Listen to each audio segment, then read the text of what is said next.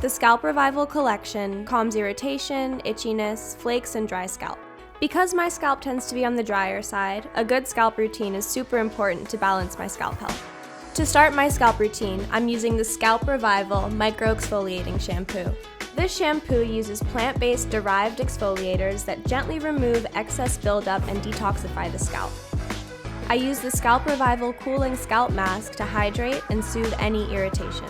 To ensure the product is evenly distributed across my scalp, I part my hair into sections and apply a thin line directly onto my scalp.